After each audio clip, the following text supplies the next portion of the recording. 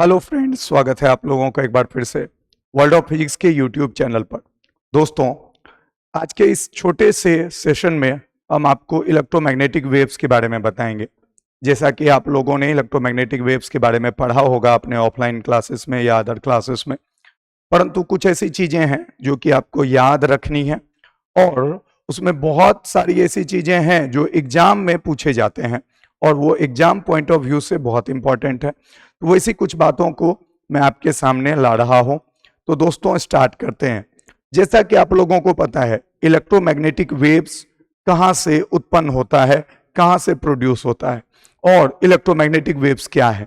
इसके लिए मैं छोटे से कुछ एग्जांपल्स दे देता हूं। जैसे आप अभी बाहर निकले, धूप है, लाइट है, वो एक इलेक्ट्रोमैग्नेटिक वेव है, परंतु वो आपके आंखों में कुछ सेंसेशन उत्पन्न करता है जिससे आपको देखने की अनुभूति होती है।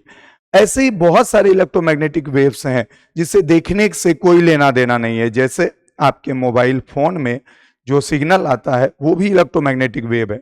आपके टीवी में, रेडियो में जो भी सिग्नल आता है वो सब भी इलेक्ट्रोमैग्नेटिक वेव के रूप में है। इलेक्ट्रोमैग्नेटिक वेव का जो क्षेत्र है बहुत विशाल है, बहुत बड़ा है।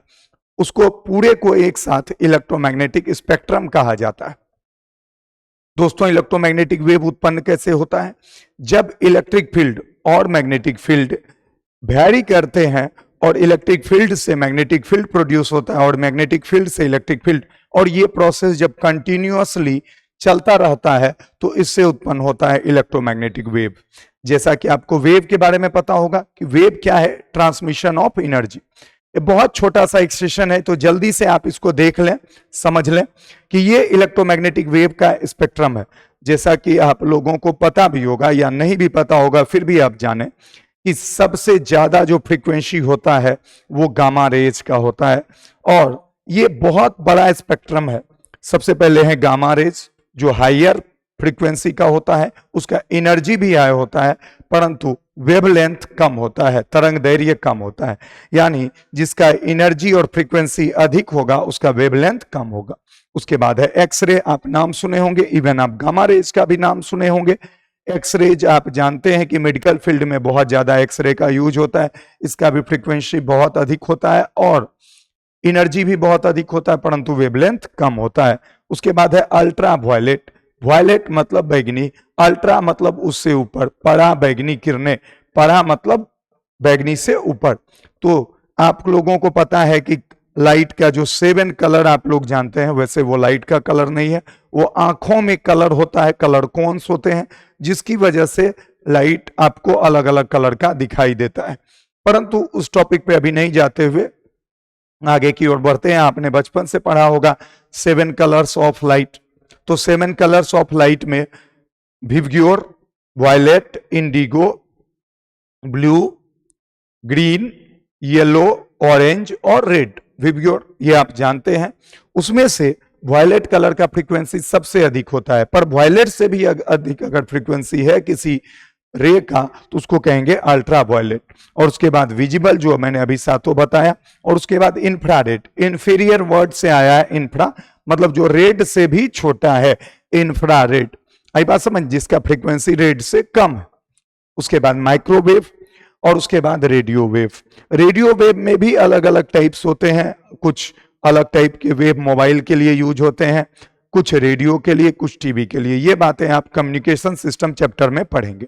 तो दोस्तों, ये जितने भी आपने अभी देखा, gamma, x, ultra violet, visible, infra, microwaves और रेडियो वेव्स, ये टोटल 7 पार्ट में डिवाइड किया गया है इलेक्ट्रोमैग्नेटिक वेव के स्पेक्ट्रम को। उसके बारे में मैं अभी आपको बताऊंगा कि क्या क्या है, बेसिक कुछ कुछ जानकारी जो आपको एक्चुअली याद ही रखना है, लेकिन मैं कोशिश करूंगा आपको कि किसी तरह आप कम से कम मेहनत में याद रख पाए। ठीक है, तो स्टार्ट करते हैं। सबसे पहले हम आते हैं गामा रेज के बारे में। हो सकता है कि इसमें से कुछ चीजें आपको पहले से भी पता हो और कुछ अगर ऐसा लगे कि जो कि मिस्टेक है तो भी आप बता सकते हैं कमेंट करके। दोस्तों, गामा रेज नाम तो जरूर सुना होगा, अल्फा, बीटा और गामा, जो न्यूक्लियस से निकलता है। कहां से निकलता है? न्यूक्लियस से। तो सबसे पहले बात तो गामा रेज का फ्रीक्वेंसी बहुत अधिक होता है, वेवलेंथ कम। तो यहां आप देखिए वेवलेंथ बहुत कम दिखाया गया है, फ्रीक्वेंसी बहुत अधिक दिखाया गया है। 10⁻⁻14 मीटर से 10⁻⁻10 मीटर। ये नैनोमीटर्स में भी होते हैं, तो आपको परेशान होने की जरूरत नहीं है। नैनोमीटर्स में भी इसको लिखा हुआ रहता है। नैनोमीटर मतलब होता है 10⁻⁹।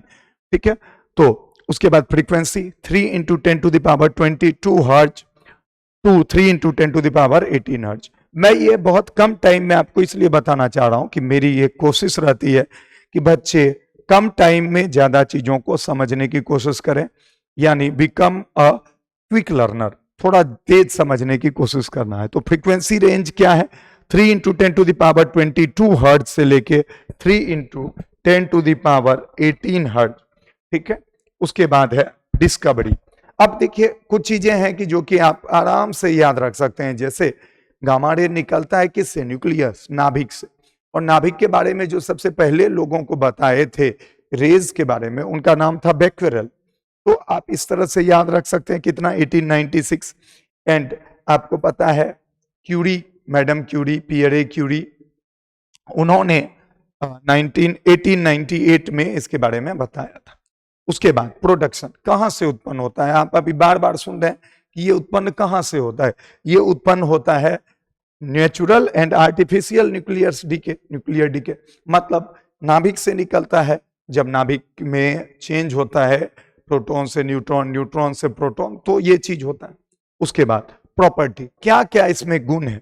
तो chemical reaction on photographic plate, ये फोटोग्राफिक प्लेट को प्रभावित करता है, जिसके बारे में आप सुने होंगे। क्या निगेटिव जो होता है, पहले जो फोटोग्राफ लेते थे, यानी एक्सरे में भी जो आप प्लेट देखते हैं एक लचीला जैसा, वो भी ये फोटोग्राफिक प्लेट, उसको भी ये प्रभावित करता है। हाई पेनिट्रेशन पावर, इसका मतलब है कि ये पेनिट्रेट बहुत हाईली करता है, हाईली पेनिट्रेट करता है। आशा करते हैं आपको सब कुछ क्लियर दिख रहा होगा। उसके बाद फ्लोरेसेंस होता है, डिफ्रैक्शन, न्यूट्रल होता है, आयनाइजेशन होता है। फ्लोरेसेंस क्या है? आप फ्लोरेसेंट कलर देखते होंगे, थोड़ा चमकने वाला कलर, उसको फ्लोरेसेंस लाइट कहते हैं। ठीक है, डिफ्रैक्शन, विवर्तन, जो कि आप आगे चल के पढ़ेंगे। न्यूट्रल होता है, उदासीन होता है। और आयोनाइजेशन, ये आयनीकृत कर देता है, किसको? गैस के मॉलिक्यूल्स को आयनीकृत कर सकता है, उसे इलेक्ट्रॉन निकाल सकता है, आयोनाइज कर सकता है। It gives information about nucleus of atom, इससे किसके बारे में पता चलता है? परमाणु के नाभिक के बारे में पता चलता है। ये सब कुछ इंग्लिश में लिखा है, पर सबका हिंदी मैंने बोल दिया। आशा करता हूं इनमें बहुत सारी चीजें ऐसी नहीं है जो कि आप हिंदी में नहीं समझते होंगे, या इंग्लिश में देख करके आप हिंदी उसका नहीं समझ पाएंगे। तो चलिए दोस्तों आगे बढ़ते हैं, और मैं आपसे रिक्वेस्ट करूंगा कि इसको आप 1 सेकंड के लिए देख करके अपने नोटबुक में लिख लें, जो कि आपको एग्जाम में काम आएगा। चलिए, उसके बाद है आपका एक्सरे। फिर से वही बात, क्या आपने नाम सुना है? यस। कैसी होती है इसकी फ्रीक्वेंसी? बहुत हाई। कैसा होता है? वेवलेंथ लो होता है। वेवलेंथ, एनर्जी कैसी होती है? हाई होती है। ये सब बेसिक चीजें हैं, आप एकदम आराम से समझ जाइएगा। उसके बाद वेवलेंथ का रेंज है 10⁻11 से 10⁻8 मीटर, बहुत छोटा हुआ। 10⁻11 मतलब 1 मीटर का कितना हिस्सा? बहुत छोटा। उसके बाद फ्रीक्वेंसी रेंज 3 × 10⁻19 हर्ट्ज से 1 × 10⁻16 हर्ट्ज। ठीक है, ये याद रखने वाली चीजें हैं, परंतु ज्यादातर एग्जाम में ये पूछा जाता है कि इसका फ्रीक्वेंसी हाई होता है कि लो होता है, एनर्जी हाई होता है या लो होता है। उसके बाद है डिस्कवरी। डिस्कवरी है, इसका डिस्कवरी हम लोग इंग्लिश में अगर पढ़ेंगे तो रोंटेगन पढ़ेंगे, पर रोजन बोला जाता है। 1895 आप जो देखते हैं अस्पताल में जो ये फोटो एक्सरे का यूज होता है, जिसका कि बहुत ज्यादा आपके मेडिकल फील्ड में उपयोग हो रहा है, उनका किसने किया था खोज? रोंटेजन, या आप रोजेन भी बोल सकते हैं। प्रोडक्ट्स कहां से उत्पन्न होता है? एक्चुअल में ये कहां से उत्पन्न होता है कि हाईली एनर्जेटिक इलेक्ट्रॉन्स को मेटल प्लेट पे टकराया जाता है, और जिससे एनर्जी निकलता है, और वही है x ray. Striking off cathode ray मतलब इलेक्ट्रॉन्स ऑन हेवी मेटल पे स्ट्राइक करता है। ठीक है, उसके बाद property, chemical reaction on photographic plate, ये फोटोग्राफिक प्लेट को प्रभावित करता है, यानी इसका सारा गुण जो है गामा रे से मिलता है, लेकिन पेनिट्रेशन पावर गामा रे से थोड़ा कम होता है। ऐसा नहीं है कि पेनिट्रेशन पावर कम होता है, बहुत होता है। ये आप सोचिए, आपके मसल्स को भेद करके पार कर जाता है। सोचिए कितना ज्यादा पेनिट्रेशन पावर होता है, पर गामा रे से थोड़ा कम होता है और ये हमारे स्वास्थ्य के लिए हानिकारक भी होता है। यानी इसका रे अगर हमारे बदन पे पड़ेगा, हमारे फ्लैश पे, हमारे मसल्स पे, तो वो उसको प्रभावित भी करता है। उसके बाद रेस्पेक्टिवली लेस पेनिट्रेशन पावर, जो मैंने बोला वेधन क्षमता कम होती है, किससे? गामा से। फ्लोरेसेंस वही चमक, डिफ्रैक्शन, न्यूट्रल आयोनाइजेशन, ये सब गामा रे के जो सब हैं वो है, परंतु इसमें थोड़ा सा चेंज आ गया। किस बात का? इसका पेनिट्रेशन गामा से थोड़ा कम। गामा और ज्यादा खतरनाक होता है। आप सुनते होंगे अभी बहुत ज्यादा वॉर वगैरह के बारे में बात चलती है कि एटॉमिक न्यूक्लियर वॉर। तो अगर न्यूक्लियर वॉर हुआ कहीं पे, उससे जो गामा रेज निकलेंगे ना, वो हम लोग को बहुत भयानक प्रभावित करते हैं और जेनरेशन से जेनरेशन तक लोग प्रभावित हो जाते हैं। तो बहुत टफ है वो सब चीजों को झेलना। उसके बाद uses, it gives information about inner most electrons of atom, और है इन मेडिकल फील्ड। इससे आपको देखिए, जैसे कि आपको पता है एटम में अंदर में न्यूक्लियस होता है, उसके चारों तरफ इलेक्ट्रॉन होते हैं अलग अलग ऑर्बिट में।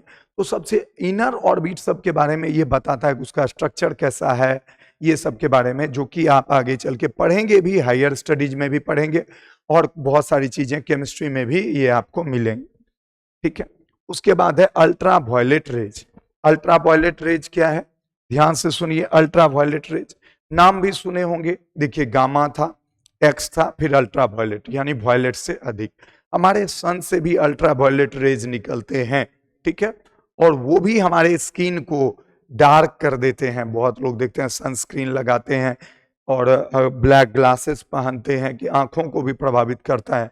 तो ये भी बहुत अच्छा नहीं है हमारे हेल्थ के लिए। ठीक है। और आपको पता है कि ओजोन लेयर जो है, ओजोन लेयर वो इसको एब्जॉर्ब करता है, जिससे हम लोगों को उतनी गर्मी नहीं पड़ती है हमारे इस प्लेनेट पे। अगर ओजोन लेयर कम होते जाएगा, पतला होते जाएगा, तो हम लोग को बहुत स्किन डिजीज वगैरह होते हैं। ये सब चीजें आप लोग बचपन से पढ़े होंगे, नहीं भी पढ़े होंगे तो सुनिए फास्ट, इसको याद रखना है। 10⁻⁻8 मीटर से लेके 4 × 10⁻⁻7 मीटर। फ्रीक्वेंसी रेंज 3 × 10⁻16 हर्ट्ज से 8 × 10⁻। फ्रीक्वेंसी घटते जा रहा है, वेवलेंथ बढ़ते जा रहा है। इसका डिस्कवरी किया था रिटर नामक एक वैज्ञानिक ने। ये याद रख सकते हैं तो रखिए। प्रोडक्शन सन से, electric discharge, spark in vacuum, sun से। और अगर आप क्या कहते हैं, ये देखते होंगे वेल्डिंग, वेल्डिंग में आप देखते होंगे कि एक ब्लैक कलर का कांच लगा करके लोग वेल्डिंग करता है। क्यों? क्योंकि इससे जो निकलेगा ना रे, ये बहुत बहुत ज्यादा डैमेज करता है हमारे आंखों को। उसी को कहते हैं इलेक्ट्रिक डिस्चार्ज। ठीक है। Vacuum, spark in vacuum, vacuum में भी स्पार्क करने से ये जो रे होता है, ये उत्पन्न होता है। ये जनरली ब्लूइश कलर का होता है और एक्चुअली दिखता तो नहीं है, लेकिन चूंकि ब्लू के बाद ये आता है, इसलिए लोग मानते हैं कि ब्लूइश कलर का होता है। बहुत परेशानी करता है। Chemical reaction on photographic plate, सारा गामा वाला होगा, लेकिन पेनिट्रेशन जो होगा एक्स से भी कम होगा। इसका पेनिट्रेशन एक्स रे से भी कम होता है, बाकी सब वही है, आप देख सकते हैं। Preservation of food items in visual writing fake documents to get the information about fingerprint. यहां फिंगर होगा, फिंगरप्रिंट।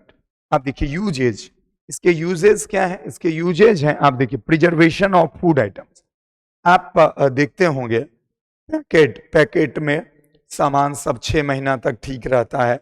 उन सब के लिए इसको यूज किया जाता है। अल्ट्रावायलेट रेज का उपयोग करके बैक्टीरिया जो वैसे होते हैं उसको मार दिया जाता है, जिससे कि वो ज्यादा दिन टिकेगा। उसके बाद इनविजिबल राइटिंग। इनविजिबल राइटिंग का मतलब क्या हुआ? बहुत सारे वैज्ञानिक लोग अपने राइटिंग को ऐसा लिखते हैं कि सब लोग नहीं जान पाए उनमें मन में क्या है, कोडिंग वगैरह, तो उसके लिए इसका यूज किया जाता है। बाद में उसको पढ़ने के लिए अल्ट्रावायलेट रे का यूज किया जाता है। फेक डॉक्यूमेंट्स, फेक डॉक्यूमेंट्स बनाने के लिए, फेक डॉक्यूमेंट्स मतलब जो लोग गलत यूज करते हैं डॉक्यूमेंट्स का। ठीक है। आप देखते होंगे फिंगरप्रिंट चेंज कर देता है आजकल के जमाने में, ये सब। To get the information about fingerprint, fingerprint के बारे में इंफॉर्मेशन इससे मिलता है। आप मूवीज वगैरह में देखते होंगे कि ग्लास पे फिंगरप्रिंट है, उससे पता कर लिया कि कैसे कौन खूनी है, ये सब चीज इसके यूज से किया जाता है अल्ट्रावायलेट रे। अच्छा, ये भी आप लेते जा सकते हैं स्क्रीनशॉट, अदरवाइज मैं एक बार फिर से बाद में दे दूंगा स्क्रीनशॉट, जो भी बच्चे इसका लेना चाहते हैं। और मैं तो रिक्वेस्ट करूंगा कि जरूर लेकर के इसको लिख लें, एक बार मैं सब कुछ बता दे रहा हूं, ठीक है। उसके बाद है विजिबल रेज। इस रे के बारे, अच्छा एक बार क्या हुआ, एक छोटा सा वाकया है। स्टूडेंट से पूछ दिया कि अरे भाई विजिबल रे, दृश्य प्रकाश का क्या उपयोग, और वो बच्चा कहता है मैंने याद नहीं किया है, मुझे रिवीजन नहीं है। मतलब ये गजब की बात है। विजिबल रे मतलब जो दृश्य प्रकाश है उससे सबसे ज्यादा क्या करता है, आप कोई भी चीज देखते हैं, कलर पहचानते हैं, ये वो आया ना, तो कुछ चीजें आपको अपने सेंस से भी जवाब देना चाहिए, ठीक है। विजिबल रेंज, वेवलेंथ रेंज 4 × 10⁻⁻⁷ आपको पता होगा, ठीक है, कि 400 नैनोमीटर से लेकर के 780 नैनोमीटर, ये सब चीज आपको पहले से भी पता होगा। वही चीज यहां पे लिखा हुआ है 4 × 10⁻⁷ मीटर का मतलब ही हो गया 400 नैनोमीटर। देखो 400 × 10⁻⁻9, तो 4 × 10⁻⁷ हो गया कि नहीं हो गया, ठीक है। आप बचपन में याद करते होंगे कि वायलेट का 380 के आसपास। इसी को एंगस्ट्रम में लिखेंगे तो पता है बाबू क्या लिखेंगे, इसको लिखेंगे 4000 एंगस्ट्रम, यानी कि इसका मतलब हो गया 4000 × 10⁻⁻10 मीटर, यानी 4 × 10⁻⁷ मीटर। तो ये सब चीजें आप कन्वर्ट करने जानेंगे तो आपको आसान लगेगा, अदरवाइज आपको थोड़ा मुश्किल लगेगा। फ्रीक्वेंसी रेंज 8 × 10⁻14 से 4 × 10⁻14 हर्ट्ज तक फ्रीक्वेंसी का यूनिट होता है हर्ट्ज। वेवलेंथ का metre, nanometre, angstrom. Discovery Newton साहब ने इसका डिस्कवरी किया था 1665 अराउंड में। प्रोडक्शन, अब देखिए ये प्रोडक्ट आप तो देख ही रहे हैं, सन से प्रोड्यूस होता है, बल्ब से प्रोड्यूस होता है, ट्यूबलाइट से प्रोड्यूस होता है। किसी चीज को आप बहुत ज्यादा गर्म करें तो उससे भी ये प्रोड्यूस होता है।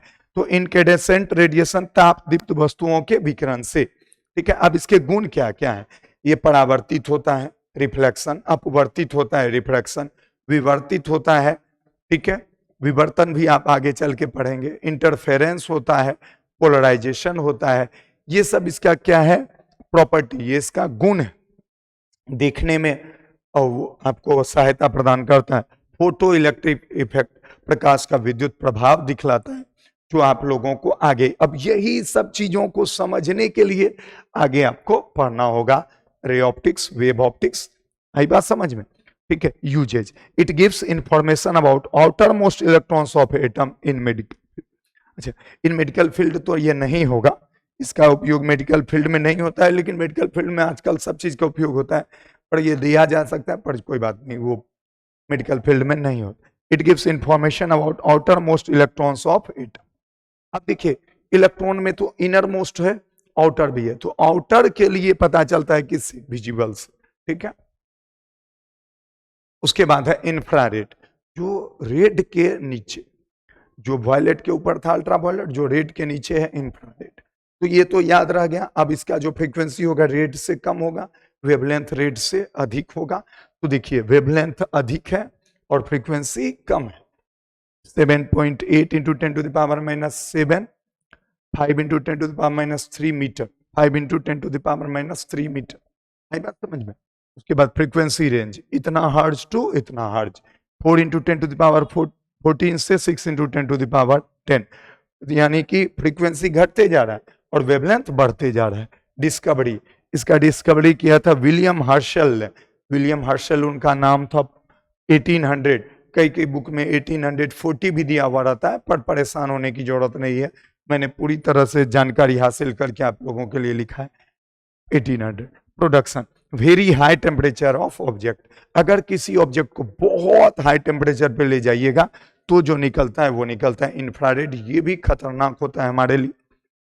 प्रॉपर्टी, रिफ्लेक्शन, रिफ्रैक्शन, जो जो प्रॉपर्टी आपका विजिबल रे में था सब कुछ लगभग इसमें भी है।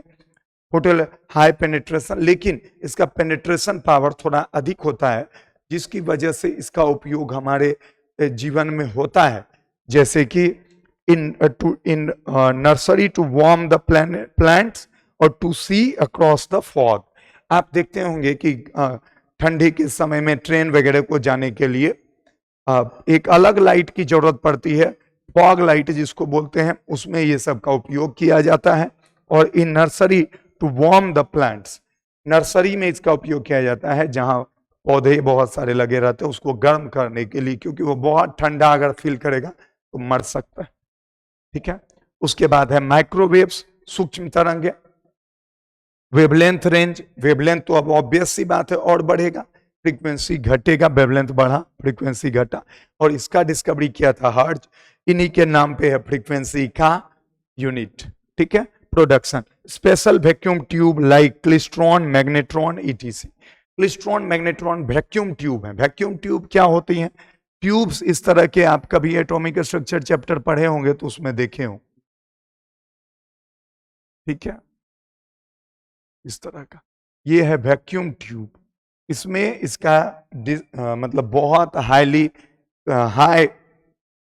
पोटेंशियल डिफरेंस जब लगाएंगे तो इसमें उत्पन्न होता है क्या? माइक्रोवेव्स। ठीक है, तो ये आपका क्या है? वैक्यूम ट्यूब्स हैं। ठीक है, प्रॉपर्टी वही सब है, reflection, refraction, polarisation, diffraction, inter. Property मतलब वह गुण, ये क्या क्या चीज शो करता है। ठीक है, यूजेज इन रडार, रडार का नाम सुने होंगे, जो हवाई जहाज वगैरह के पोजीशन, लोकेशन को पता करता है, इसमें उसका उपयोग होता है। लॉन्ग डिस्टेंस, लंबी दूरी मापने के लिए इसका उपयोग किया जाता है। और माइक्रोवेव में, माइक्रोवेव ओवन में भी इसका उपयोग होता है। ठीक है, उसके बाद है आपका seventh, radio waves. Radio waves का सबसे ज्यादा उपयोग रेडियो में, टेलीविजन में, सेलुलर फोन में इत्यादि में होता है। वेवलेंथ रेंज इसका बहुत अधिक हो जाता है, वेवलेंथ बड़ा हो जाता है, 1 × 10⁻⁻1 मीटर से 10⁻⁻4 मीटर, नहीं 10⁻, हमको लगता है ये 4 मीटर होगा, 10⁻4 मीटर। ठीक है, फ्रीक्वेंसी रेंज 3 × 10⁻9 हर्ट्ज से 3 × 10⁻4 हर्ट्ज। ठीक है, इनका इसका जो डिस्कवरी किया था मार्कोनी ने, ये वीवीआई का क्वेश्चन है, बहुत बार एग्जाम में पूछा गया है। मार्कोनी नामक वैज्ञानिक, नाम भी सुने होंगे। Production, electric oscillator. Electric oscillator क्या होता है? आप लोगों ने अल्टरनेटिंग करंट पढ़ा होगा, ऑसिलेटर उसमें पढ़ा होगा। ऑसिलेट मतलब झूला। अगर अल्टरनेटिंग करंट से प्रोड्यूस किया जाए वेव, तो वो एक प्रकार का वेव होता है जिसका नाम है radio waves. Property, reflection, refraction, polarisation, diffraction, interference, जो जो लाइट का प्रॉपर्टी है, परावर्तन, अपवर्तन, विवर्तन, ध्रुवन इत्यादि। इन रेडियो टीवी यूज कहाँ होता है? इन radio TV, cellular phone, etc. इन्हीं चीजों को आपके एनसीईआरटी में इस तरह से दिखाया गया है, आप देख भी सकते हैं, समझ भी सकते हैं। ठीक है, वही सब चीजें दिखाई गई हैं। ठीक है, आप यहाँ देख सकते हैं रेडियो वेव 0.1 मीटर से अधिक होता है इसका वेवलेंथ। ठीक है, तो आशा करते हैं आपको ये समझ में आया होगा। और जो चीजें हैं ये मैंने आपको पहले भी बताया हुआ था इन सब चीजों के बारे में, पर मैंने आपको बताया था कि नोट्स बना के मैं आपको दे दूंगा, तो मैंने आपको दे दिया। और आशा करते हैं ये आपको समझ में भी आया होगा, और बहुत जल्दी हम लोग मिलेंगे भी। और एक बार हम लाइव भी आने वाले हैं, जिससे कि हम आपके बारे में पता कर सकें कि आपको आपका एग्जाम कब से है, ये वो उसके लिए मैं छोटे से इंफॉर्मेशन के साथ आऊंगा। आप जल्दी से इसका स्क्रीनशॉट ले लें।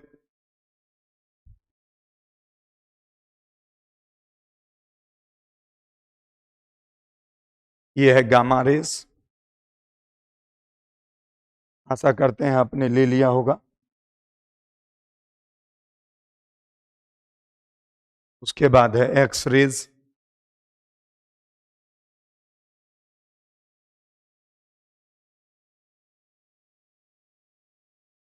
ठीक है।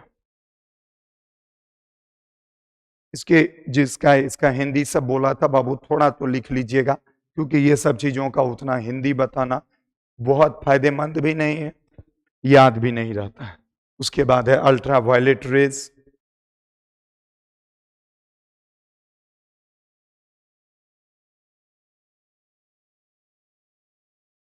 उसके बाद है विजिबल रेज,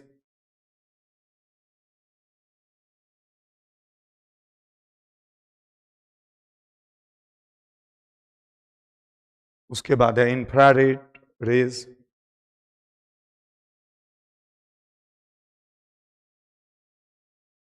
इसके बाद है माइक्रोवेव,